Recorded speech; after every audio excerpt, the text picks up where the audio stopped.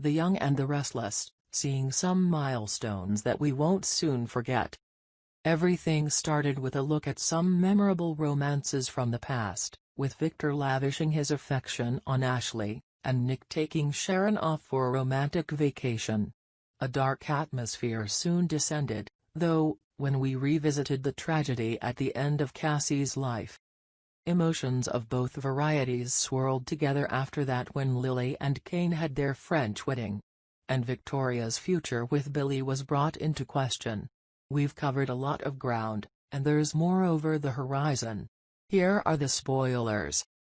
Weddings take center stage, starting when Nick and Sharon make their walk down the aisle, despite the profound objections being offered by the Newman family. Trouble descends later on, though, when a similar ceremony is interrupted by the arrest of the bride, Phyllis. There's also a chilling brush with danger on the way, and it arrives during the lead-up to Victor's most recent wedding with Nikki. This past week was pretty interesting, and the coming ones may bring some unexpected developments. With things being what they are, it's easy to miss important moments. But that's why Soap Hub is here to help. If you have any questions, thoughts, or even theories, don't hesitate to share them with the community. What did you like most about this week? What are you most excited to see next week? Share it all with everyone in the comments, and remember, there's always more in the way of soap opera spoilers, news, and exclusive updates in our free newsletter. Until next time, though, fans, thanks so much for watching. I'm Pierce Culver, and I'll see you again soon. The Young and the Restless's history. Y&R made its debut in 1973 and introduced more sexual undertones and younger characters to daytime soap operas. It has outlasted other soaps to become a mainstay for many households.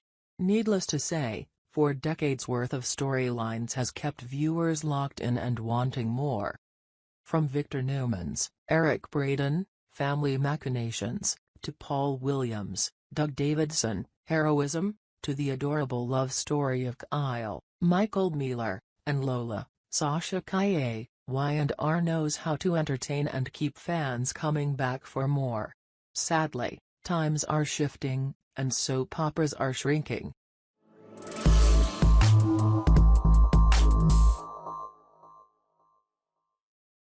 Speaking of Chelsea and Adam, where to begin? Let's just agree that Chelsea and Adam each have a long criminal history. They are like nitro and glycerin and ready to explode. Is one worse than the other? This is a couple that shouldn't be together, and this is one match that wasn't made in heaven. They don't complement each other, they feed off each other. Chelsea was raised as a con artist, and no matter how much she claims she has changed, the con artist within will always emerge, and pretty much anything Adam suggests, I believe she will go along with, because it's the thrill of the ride. Adam, on the other hand, is a very dark and brooding soul with a huge chip on his shoulder. He resents the fact that Victor wasn't there for him, in spite of being told countless times that it had been Hope's wish that Victor stayed away. Adam sees the world constantly plotting against him, and he, in turn, continues to seek revenge when he believes someone has wronged him, whether they have or not. When Adam and Chelsea decided to get married, Adam planned a traditional wedding for them at his mother's farm in Kansas. Once they were married, Chelsea became jealous of the relationship that Adam had with Sharon, and eventually, Chelsea warned Sharon to stay away from Adam. Adam loved the idea of a baby, and he and Chelsea copulated like rabbits, but in the end, Adam's relationship with Sharon ended their marriage. Chelsea later discovered she was pregnant with Adam's child and chose not to tell him, but after the baby was born, Adam surmised it was his. He and Chelsea remarried after they'd been apart for a couple of years, and they decided to move to Paris, but that move never happened because Adam allegedly died in an explosion. This is one couple that should never have met, or married. During the marriage, I always felt that Chelsea walked on eggshells around Adam. Adam never stopped his constant need for revenge. Chelsea appeared to have settled down and started her own business, but the con artist in her emerged when she believed Adam had died. She siphoned off money from Fenmores, then she hit the road. Chelsea returned to Genoa City a couple of years later as Mrs. Calvin Boudreau. When Calvin suddenly died, I couldn't believe she wanted to be with Adam even after she'd discovered that Adam had doubled Victor's medication and, in doing so, had almost killed Victor. Why would Chelsea condone Adam's actions?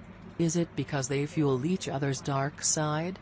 Do they truly love each other, or have they banded together because they come from the same mold? I'm not sure what to make of this couple.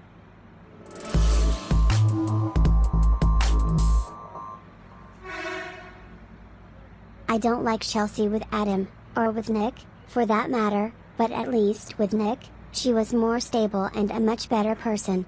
Does Adam really love her, or did he just want to prove to Nick that he could take Chelsea away from him? Adam seems to treat Chelsea like his possession rather than his partner. At this point, I really wonder whether Adam is capable of any feelings, and he has no friends. I would love to see this couple go their separate ways. They are both amazing actors, and I believe they could really shine with completely new partners. Then we have Billy and Victoria. To me, they were the most unlikely couple, so who would have thought that they would get married? Their Jamaican wedding was a hoot. While in Jamaica, they had taken a walk on the beach and into the middle of a party.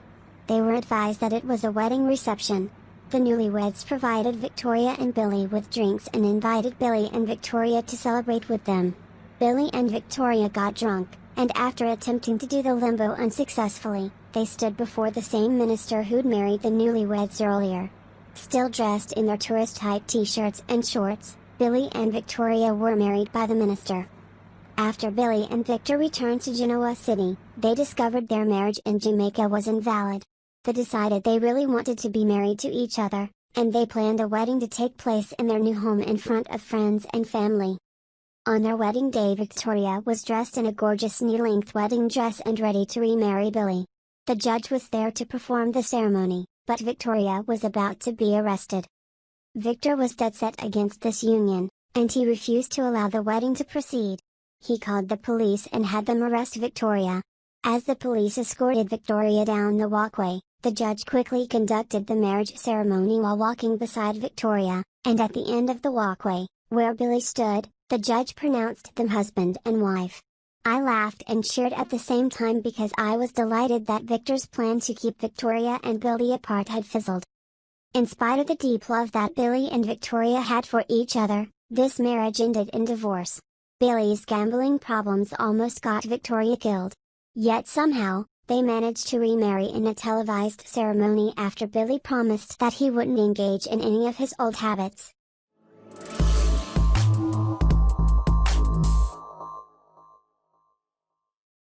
Billy had many issues: gambling, cheating, and embezzling.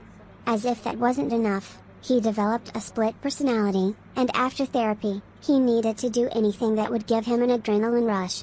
Through all of this, Victoria loved Billy enough to forgive him, but she finally reached her breaking point when Billy said that Victoria was smothering him and accused her of not allowing him to be himself. She ran out of her forgiveness cards, and she ended the marriage. In Billy and Victoria's case, marriage didn't stabilize Billy or make him a better person, it exacerbated his recklessness.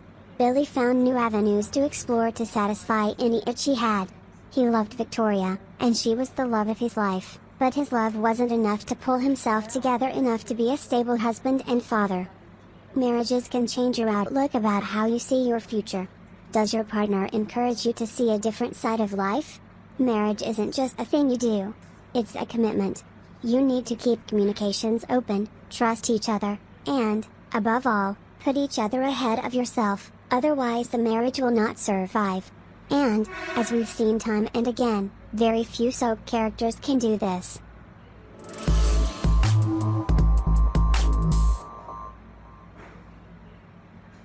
The Young and the Restless spoilers, Marco Onicelli hasn't been forgotten. Hardcore fans were chilled by Victor Newman's, Eric Braeden, actions during the last decade. He actually allowed a demented doppelganger to pose as Jack Habit, Peter Bergman, in Genoa City, Wisconsin. The complex storyline was steeped in the age-old battle between Victor and Jack but wronged Phyllis, as then played by Gina Antonioni, profoundly worse than her then-husband. Phyllis was horrified when that arc's reveal unmasked who she thought was Jack as a drug lord. Marco Onicelli, Peter Bergman in a dual role, lived with Phyllis as her husband, which meant Victor knowingly allowed that psychopath to cross all lines of dignity. Stafford's return to the show last year sparked Phyllis' renewed interest in seeking revenge against Victor, with that specific act being cited as the main cause of her continued fury. Y&R spoilers, Abby Newman involved in proxy fight. Abby is considered to be an intellectual lightweight. Phyllis' perception was overheard by Victor, prior to the Grand Phoenix Hotel's opening. He told his daughter that Phyllis intended to push Abby out of the business arrangement she was pursuing, which included Chelsea Lawson, Melissa Claire Egan, at the time. Later in the storyline, Abby outfoxed Phyllis by agreeing to sell her what was then the only remaining financial stake in the Phoenix. Red thought that she pushed Abby out, but was mistaken. Ordway's character went along with Phyllis' buyout plan, while also secretly planning to build a rival hotel across the street. The Young and the Restless spoilers, Nick Newman blinded by past light. Phyllis represented a light at the end of the tunnel after Cassie Newman, Cameron Grimes, died. Nick didn't know how to handle grief and drifted to Phyllis, in what remains one of the most polarizing couple switches in modern Y&R history. Trust issues have long plagued Vic, which is what Phyllis and Nick formed in the mid-2000s. After kicking her out of his house a year ago and then recently agreeing to get back together, Nick is once again blinded by past light.